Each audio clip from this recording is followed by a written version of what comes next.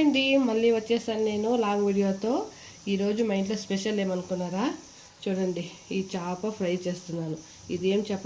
ఎండి చేప అండి ఇది. నేనైతే వీడియో కోసం ఈ చేపని అయితే తెప్పించాను మా ఇంటి చేతిలో. ఎలా ఉంటుందో చూద్దామైతే. నేను ఇప్పటి వరకు చేయలేదు ఈ చేపని అయితే. ఇది ఫస్ట్ టైం చేస్తున్నాను నా ఛానల్లో అంతే, ఇంట్లోనూ అంతే. దీనికి కావాల్సిన పదార్థాలు అయితే అల్లము, తెల్లగడ్డలు, టమాటా పేస్టు. ఇది నేను బిర్యానీకి అయితే వేసాను, దానిలో మిగిలిన పేస్ట్. ఇది ధనియాల పొడి, మిరప్పొడి, పసుపు పొడి, అలాగే ఉప్పు.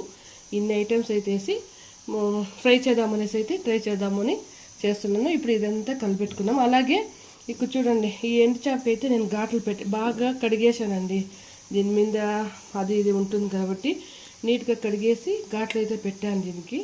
ఇప్పుడు ఈ మసాలా అంతా మిక్స్ చేసుకొని దానికైతే పూసుకుందాం. అలాగే నిమ్మరసం కొంచెం వేసుకోండి. నిమ్మకాయ రసం ఉంటుంది కదా, నేనైతే వేసుకున్నాను, అది వీడియో అయితే తీయలేదు. అదైతే వేసుకొని ఇలా బాగా అయితే కలుపుకున్నాను. ఇప్పుడు దీనికైతే బాగా ఇలా పూసుకుందాం. మీరు ఇలాంటి చేపను తెచ్చి ఎప్పుడైనా ఫ్రై చేశారా? చేసింటే కామెంట్ చేయండి. నేనైతే చిన్న చేపలు అయితే పులుసు అయితే పెట్టాను, కానీ ఇలాంటి చేప అయితే ఇదే ఫస్ట్ టైం నేను చేస్తుండేది. చూడండి, ఇలా ఘాట్ల లోపల అయితే అన్నీ ఇలా ఘాట్లకంతా పెట్టుకోవాలి. నేను ఈ సైడు రెండు సైడు ఘాట్లకి అయితే పెట్టుకొని ఇలా బాగా మసాలా అంతా బాగా పూసుకోవాలి.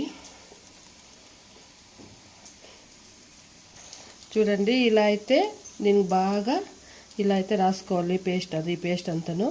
మీరు ఇలాంటి చేపని అయితే చేశారా? దీని పేరేమో కామెంట్ చేయండి, నాకు నిజంగా తెలియదు ఈ చేప పేరేమనేది అయితే.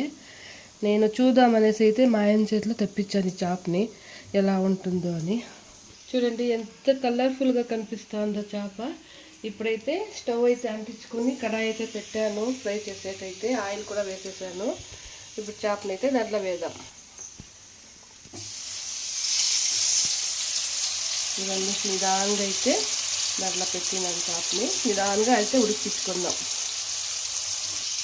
ఇప్పుడైతే కొంచెం అయితే హై ఫ్లేమ్లో పెట్టుకుందాం, కొంచెం జోరు మంట మీద అయితే పెట్టుకుందాము. ఇప్పుడైతే చూద్దాం ఎలా అయిందో.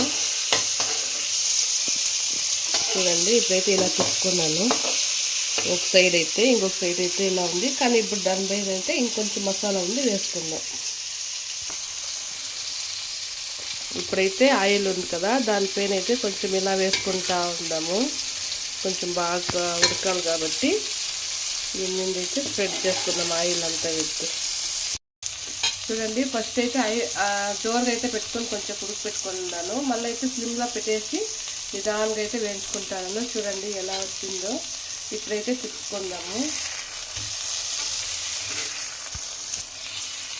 చూడండి, తిప్పుకోలేదు. సన్న మంట మీద అయితే ఒక 10 minutes అయితే ఉడికిపెట్టుకుందామండి. భలే వస్తుంది ఇదైతే.